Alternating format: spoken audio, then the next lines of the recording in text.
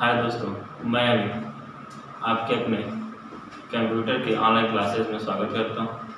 जैसा कि पीछे हम लोग 3-4 वीडियो अपना अपडेट कर चुके हैं, जिसमें शायद आपको थोड़ी बहुत दिक्कतों का सामना करना पड़ा होगा। बट अब हमारी पूरी टीम आपकी उस प्रॉब्लम को दूर करने के लिए काफ़ी मेहनत की है और मैं आशा करता हूँ कि जो पीछे आपको दिक्कतों का सामना करना पड़ा होगा वो अब लगभग सारी कमियां दूर हो गई होंगी। और मैं सीधे बात को बढ़ाते न हुए अपने क्लास पे आता हूँ। जैसा कि मैं पीछे आपको पढ़ाया था कंप्यूटर की विशेषताएं, कंप्यूटर की विशेषताओं में मैंने आपको 2 टॉपिक पढ़ा दिया था। पहला बताया था स्पीड ऑफ कंप्यूटर, कंप्यूटर की गति के बारे में। दूसरा बताया था आपको एक्यूरेसी ऑफ कंप्यूटर, कंप्यूटर की शुद्धता के बारे में। अब तीसरी टॉपिक मुझे बताना था जो आपको, वो थी डिलाइजेंसी ऑफ कंप्यूटर्स, मतलब कंप्यूटर की सक्षमता। तो आइए देखते हैं कंप्यूटर की सक्षमता। तीसरी टॉपिक थी इसमें कंप्यूटर की विशेषता में कंप्यूटर की सक्षमता।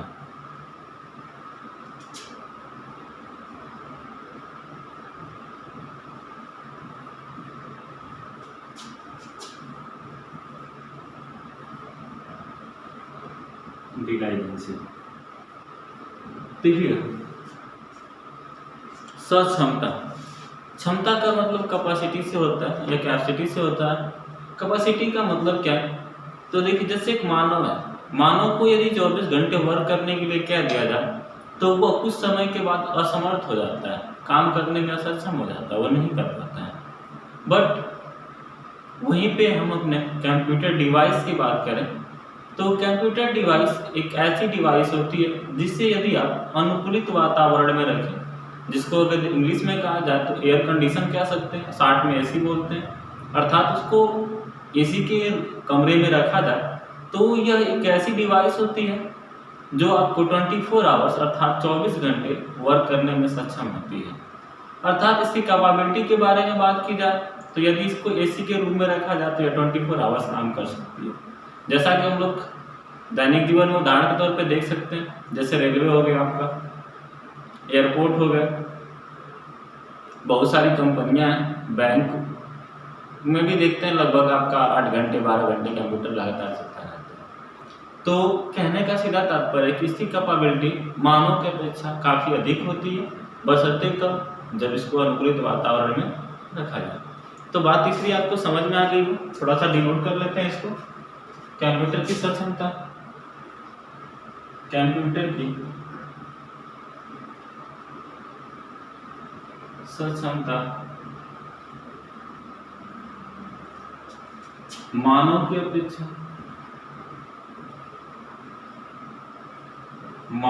अपेक्षा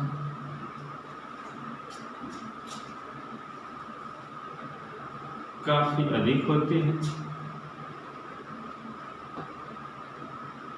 काफी अधिक होती है यदि इस यंत्र को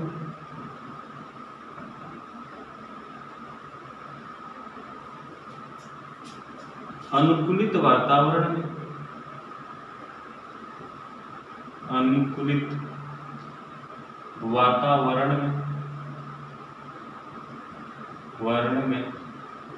ब्रैकेट में कर सकते हैं, अनुकूलित वातावरण को कह सकते हैं शॉर्ट में एसी, एयर कंडीशन। अनुकूलित वातावरण में रखा जाए तो यह 24 घंटे कार्य करने में समर्थ होता है, 24 घंटा कार्य करने में समर्थ होता है। यदि आप इसका स्क्रीनशॉट ले सकते हैं तो ले सकते हैं, या वीडियो को पॉज करके भी इसको डिनोट कर सकते हैं। देखिएगा, यदि इसको डिनोट कर लिए, इसको इरेज कर रहे हैं और आगे चल रहे हैं। देखिएगा, कंप्यूटर की सक्षमता हमने जाना कि कंप्यूटर एक ऐसा यंत्र है जो 24 घंटे कार्य कर सकता है, ठीक इसी प्रकार इसकी अगली विशेषता देखते हैं, कंप्यूटर की व्यापक उपयोगिता। कंप्यूटर की व्यापक उपयोगिता इंग्लिश में कहते हैं वर्सैटिलिटी या वर्सैटाइल भी कह सकते हैं, व्यापक उपयोगिता। देखिएगा थोड़ा सा कंप्यूटर की व्यापक उपयोगिता के बारे में चर्चा कर लेते हैं। जैसा कि व्यापक उपयोगिता का मतलब होता है फैलाव से, उपयोग में लाने से। देखिए वर्तमान समय में एक बात मैं कहूँ तो गलत नहीं हो सकता, जैसा कि इस डिजिटल युग में देखा जाए तो कंप्यूटर मानव का एक अंग बन चुका है।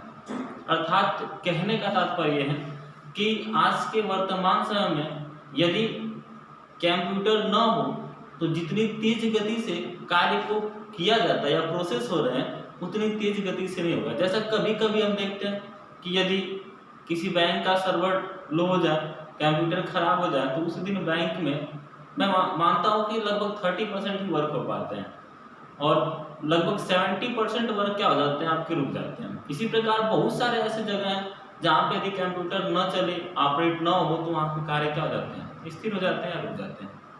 तो व्यापक उपयोगिता से तात्पर्य इसके फैलाव से। देखिए कंप्यूटर एक ऐसी डिवाइस है जिसकी सहायता से एक समय में हम कई कार्य कर सकते हैं। तो इसकी व्यापक उपयोगिता दिन पर दिन प्रतिदिन आपका क्या होता जा रहा है, फैलता जा रहा है, विस्तार होता जा रहा है। मतलब आने वाले समय में इस युग, मतलब इस समय तो कम, मतलब आने वाले पीढ़ी में या आने वाले समय में कंप्यूटर और व्यापक हो जाएगा। मतलब हर एक मनुष्य के लिए आवश्यक सामग्री के रूप में प्रयोग किया जाने लगेगा। तो व्यापक उपयोगिता का तात्पर्य है कि इसके कार्य से, इसके फैलाव से, इसकी व्यापक उपयोगिता से। तो मैं कहने का सीधा तात्पर्य है कि कंप्यूटर की जो व्यापक उपयोगिता लगभग सर्वत्र है, सभी जगह फैली हुई है।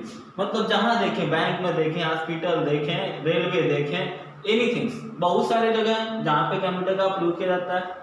तो देखिएगा इसको डिनोट कर लेते हैं, कंप्यूटर की व्यापक उपयोगिता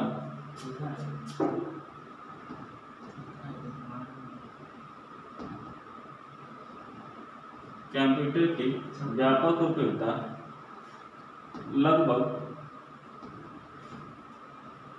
सर्वत्र फैली हुई है,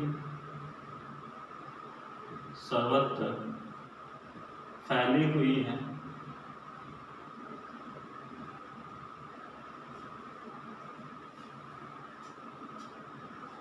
कंप्यूटर पर या कंप्यूटर की सहायता से,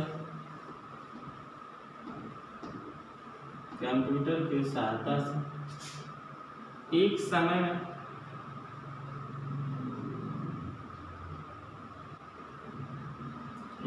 में एक से अधिक कार्य किए जा सकते हैं, एक से अधिक कार्य किए जा सकते हैं।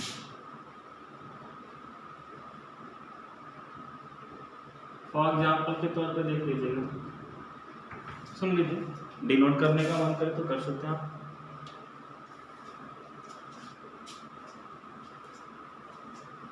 देखिएगा एग्जाम्पल के तौर पे या उदाहरण की मैं बात कर लेता हूँ। तो जैसे हम किसी प्रकार के, यदि हम वर्कशीट को तैयार कर रहे हैं या डेटा शीट बना रहे हैं या फिर किसी प्रकार का डॉक्यूमेंट बना रहे हैं या तैयार कर रहे हैं, उसके साथ साथ हम म्यूजिक भी सुन सकते हैं। अर्थात कहने का मतलब क्या है, एक तरफ आपका डॉक्यूमेंट भी तैयार हो रहा है और उसके साथ साथ आप क्या कर रहे हैं, म्यूजिक भी सुन सकते हैं या सुन रहे हैं। तो एक बात सीधी सीधी समझ में आएगी, एक ही समय में डॉक्यूमेंट भी बन गया और एक ही समय में आपने क्या कर लिया, म्यूजिक भी सुन लिया। तो कंप्यूटर की व्यापक उपयोगिता कुछ इस प्रकार है कि जिसके लिए ये आपका क्या हो गया, तो दिन पर दिन फैलता गया, बढ़ता गया, इसका विकास दिन पर दिन बढ़ता गया, लगभग हर क्षेत्र में पहुंच गया। तो कंप्यूटर की व्यापक उपयोगिता क्या है, लगभग सभी जगह। तो आपकी 4 टॉपिक क्लियर हो गई कंप्यूटर की व्यापक उपयोगिता तक। अब हम पांचवें टॉपिक की बात करते हैं, जो कि इसकी लास्ट टॉपिक समझिए है। इसके अलावा भी बहुत सारे टॉपिक हैं, जैसे एक अभी बता लेता हूँ तो उसके आगे मैं बता रहा हूँ। देखिएगा कंप्यूटर की व्यापक उपयोगिता के बाद। अब इसके 5वें टॉपिक की बात कर लेते हैं, कंप्यूटर की भंडारण क्षमता। भंडारण क्षमता, इसको इंग्लिश में कहते हैं स्टोरेज। स्टोरेज थोड़ा सा इसके बारे में चर्चा कर लेते हैं कि ये भंडारण या क्षमता होती क्या है। देखिएगा जैसा कि हम अपने घरों में देखते हैं कि किसी वस्तु को, किसी सामग्री को स्टोर करने के लिए किसी न किसी अन्य सामग्री की आवश्यकता पड़ती है जो उससे बड़ी होती है, जिसके अंदर उसको क्या किया जाता है, रखा जाता है। जैसे बात कर लेते हैं किसी प्रकार के चावल या गेहूं को रखने के लिए हम लोग ड्रम वगैरह का प्रयोग करते हैं। इसी प्रकार कंप्यूटर में डेटा का भंडारण करके, देखिए अब इसमें तो आपका क्या कहते हैं, कोई सामग्री रखा नहीं जा सकता। अब इसमें रखा क्या जाता है, तो सबसे बड़ी बात हम लोग तैयार क्या करते हैं, डेटा तैयार करते हैं या सूचनाओं को संग्रहित करते हैं,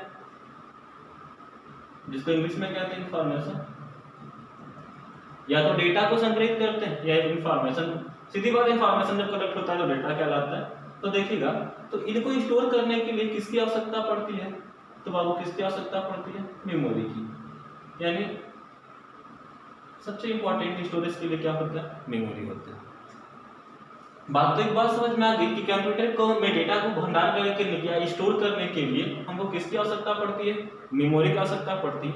यानी बात मैं सीधी तरह से कह दूं कि जो कंप्यूटर की भंडारण क्षमता होती है वह कंप्यूटर के मेमोरी पर निर्भर करती है। अर्थात मेमोरी का मतलब क्या होता है, तो जो कंप्यूटर की मेमोरी होती है जितनी अधिक कैपेबिलिटी की होगी, जितनी अधिक क्षमता की होगी, उतना ही डेटा क्या होगा, अधिक स्टोर करेगा।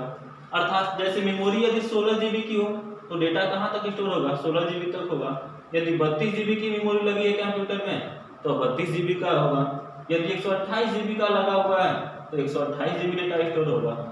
ठीक, तो एक बात तो आपको समझ में आ गई कि कंप्यूटर की भंडारण क्षमता कंप्यूटर के मेमोरी पर निर्भर करता है। अर्थात एक कंप्यूटर के अंतर्गत जिस कैपेबिलिटी की उसकी मेमोरी लगी होगी, ठीक उसी कैपेबिलिटी के अनुसार उसकी भंडारण क्षमता भी क्या होगी, बड़ी होगी। देखिएगा थोड़ा सा शार्ट में यहाँ पे बात कर लेते हैं, क्योंकि ये टॉपिक आगे मिलेगी इसलिए बहुत लॉन्ग न ले जाऊंगा मैं, थोड़ी सी छोटी सी बात करूंगा मैं। कंप्यूटर की मेमोरी का मतलब क्या होता है, तो कंप्यूटर का मेमोरी का मतलब ये है कि देखिए कंप्यूटर मेमोरियां दो प्रकार से प्रयोग की जाती है, एक प्राइमरी मेमोरी कहलाती है और एक सेकेंडरी मेमोरी कहलाती है। जो प्राइमरी मेमोरी होती है वो आपका साधारणतः कंप्यूटर के अंदर पाई जाती है, और जो सेकेंडरी मेमोरी होती है वो साधारणतः कंप्यूटर के बाहर से लगाई जाती है। जो प्राइमरी मेमोरी होती है इसमें रैम और रोम आता है, और सेकेंडरी मेमोरी में जितने भी स्टोरेज डिवाइस होती है वो सारी की सारी सेकेंडरी मेमोरी में आती है।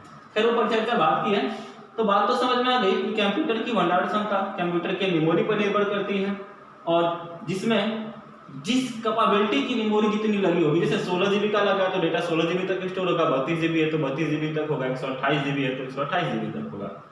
तो इस बात को लिखवा नहीं रहे, बस बात को समझ लीजिए कि कंप्यूटर की मेमोरी जिस हिसाब की होगी उसकी भंडारण क्षमता भी वैसे होगी। इसके अलावा भी कंप्यूटर की बहुत सारी विशेषताएं, खैर उस दिन मैं आपको 5 बताया था, लेकिन अगर ऐसे देखना चाहें तो बहुत सारी हैं।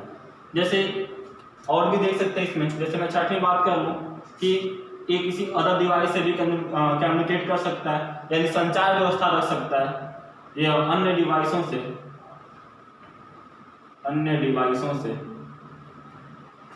संचार साधन जोड़ सकता है या संचार व्यवस्था रख सकता है। और बात यहाँ जब मेमोरी की आएगी तो इसकी मेमोरी इस कदर होती है कि जैसे मान लो कोई मानव है तो वो बात जैसे किसी तथ्य को याद किया तो आज याद किया, हो सकता है कुछ दिन बाद भूल जाए, लेकिन कंप्यूटर में ऐसा नहीं होता। कंप्यूटर में यदि एक बार डेटा स्टोर हो गया तो जब तक वह आप उसको डिलीट न करें या वह करप्ट ना हो तब तक वह स्थिर रूप से पड़ा रहेगा। तो खैर वो भंडारण क्षमता की बात थी। इसी तरह 6वीं बात मैंने कहा कि अन्य डिवाइसों के साथ भी कम्युनिकेट कर सकता है, जैसे जीमेल के द्वारा मैसेज को भेजना। इसी प्रकार 7वीं बात मैं कह दूं, जैसे आपने देखा कि ये अदर डिवाइसों के साथ कनेक्ट होता है, ठीक उसी प्रकार मैं और बात कर लूँ इसकी, और देख लीजिए इसके अलावा भी बहुत सारी विशेषता है कि जो इसकी जो डेटा होता है, ये सॉरी मतलब यह डेटा को लिखित या डेटा को लिखित रूप में ही नहीं, ये मौखिक रूप में प्रदर्शित कर सकता है, जैसे साउंड के द्वारा, जैसे साउंड के द्वारा ये क्या कर सकता है, मौखिक रूप से भी कर सकता है। तो इसकी बहुत सारी विशेषताएं होती हैं, मुख्य रूप से 5 ही देखी जाती हैं, इसके अलावा भी बहुत सारे आप देख सकते हैं। तो ये जो कंप्यूटर की विशेषता थी, ये टॉपिक आज मेरी समाप्त हुई। और आज का सेशन थोड़ा सा लंबा लेके जाएंगे हम, क्योंकि बार बार बीच बीच में दुविधा आ रही थी कि उसका पार्ट 1, पार्ट 2, पार्ट 3 करने में कुछ टॉपिक पीछे छूट जाती थी या ऐसे मतलब अधूरी हो जाती थी। लेकिन आज की टॉपिक जो स्टार्ट होगी, यह सेशन तब तक चलेगा जब तक कि वह टॉपिक खत्म ना हो जाए। और मैं आपको लाइक और सब्सक्राइब करने के लिए नहीं कहूँगा, यदि आपकी इच्छा हो तो आप लाइक और सब्सक्राइब कर सकते हैं। यदि मेरी वीडियो आपको पसंद नहीं आती है तो आप डिसलाइक करके आगे भी बढ़ सकते हैं। तो आइए अगले टॉपिक पे डिस्कस करते हैं। थोड़ा सा कंप्यूटर की संरचना जान लेते हैं। बेस्ट इंपॉर्टेंट टॉपिक कंप्यूटर के दृष्टिकोण से, कंप्यूटर की संरचना दिख रहा है, कंप्यूटर की संरचना, कंप्यूटर की संरचना, जिसको इंग्लिश में ऊपर ही जा रहा है ना, ठीक है। कंप्यूटर की संरचना इंग्लिश में कहते हैं ब्लॉक डायग्राम ऑफ। देखिए अगली टॉपिक जो आपको बताने जा रहे हैं, कंप्यूटर की संरचना, ब्लॉक डायग्राम ऑफ कंप्यूटर। देखिए ये जो आपका वीडियो है CCC O लेवल या DCA के लिए इम्पोर्टेंट है, बिकॉज ये जो आपका है ये आपकी O लेवल में भी कई बार पूछ चुका है, ब्लॉक डायग्राम ऑफ कंप्यूटर्स। तो देखिएगा, देखते हैं ब्लॉक डायग्राम ऑफ कंप्यूटर। सबसे पहली बात, कंप्यूटर की संरचना कहती क्या है, तो कंप्यूटर कार्य कैसे करता है, ये बात यहाँ से प्रदर्शित होती है कि कंप्यूटर कार्य कैसे करता है। तो देखिएगा, जैसे बात यहाँ से कह लिया जाए कि किसी प्रकार का प्रोग्राम या डेटा है, इसी प्रकार का प्रोग्राम या डेटा है। तो देखिएगा प्रोग्राम या डेटा जो होता है, प्रोग्राम या डेटा मैंने बता चुका, आपको पीछे बताया था कि इंफॉर्मेशन का मतलब होता है सूचना से। तो इंफॉर्मेशन का मतलब जब कोई तथ्य मौखिक बोला जाता है तो उसे कहते हैं इंफॉर्मेशन, बट जब उसे एक जगह संग्रहित करते हैं तो उसे कहते हैं डेटा। तो किसी प्रकार का प्रोग्राम या डेटा है तो वो क्या करेगा, किसके द्वारा इनपुट करेगा, इनपुट यूनिट के द्वारा। जैसे मैं छोटी सी भाषा में बात कर लेता हूँ यहाँ पे, कीबोर्ड। कीबोर्ड एक प्रकार की क्या होती है, इनपुट डिवाइस होती है। इनका मतलब होता है अंदर और आउट का मतलब होता है बाहर। मतलब जो डेटा को अंदर ले जाए वो इनपुट यूनिट होती है, अभी आगे बताऊंगा मैं। तो ये कीबोर्ड जो होता है, वो कीबोर्ड से हम लोग जब मैटर को टाइप करते हैं या मतलब कह लीजिए प्रवेश कराते हैं, तो जब प्रवेश कराते हैं तो ये मैटर जो होता है अर्थात जो डेटा होता है वो कहाँ पहुँचता है, स्टोरेज यूनिट में पहुँचता है। स्टोरेज यूनिट को एक भाषा में और कह सकते हैं मेमोरी यूनिट भी कहा जा सकता है। स्टोरेज यूनिट का देखिए, ये स्टोरेज का मतलब कि भंडारण से ही नहीं होता है। जब डेटा इसके अंदर जाएगा ना तो ये स्टोरेज यूनिट या इसको मेमोरी यूनिट कहते हैं, ये क्या करता है, डेटा को 3 प्रोसेस में लेता है। ये डेटा को रीड करेगा, राइट करेगा और स्टोर करता है। देखिएगा जब यहाँ से डेटा अंदर जाता है स्टोरेज यूनिट में, तो स्टोरेज यूनिट क्या करता है कि जब डेटा को रीड कर लेता है, राइट कर लेता है, तो इसके बाद कंट्रोल यूनिट के पास भेजता है, जो डेटा को क्या करता है, कंट्रोल करता है। इसके बाद जो डेटा होता है वो ALU के पास आता है, और ALU का कार्य होता है अंगगणितीय व तार्किक गणना को करना। जब ये प्रक्रिया समाप्त हो जाती है तो ये ALU से कहाँ पे चला जाता है, फिर स्टोरेज यूनिट में चला जाता है, डेटा भंडार करता है, और भंडार होने के बाद कहाँ पे शो करने लगता है, आउटपुट यूनिट का मतलब। अर्थात आउटपुट यूनिट का मतलब मॉनिटर पे शो होने लगता है। क्या लीजिए प्रिंटर से आउटपुट में रूप से दे सकते हैं, मॉनिटर सॉफ्ट कॉपी देता है जबकि प्रिंटर हार्ड कॉपी देता है। तो बात मैंने कहा कि जब कीबोर्ड से मैं मैटर को यहाँ से टाइप करूंगा तो कीबोर्ड कैसा डिवाइस था, इनपुट डिवाइस था।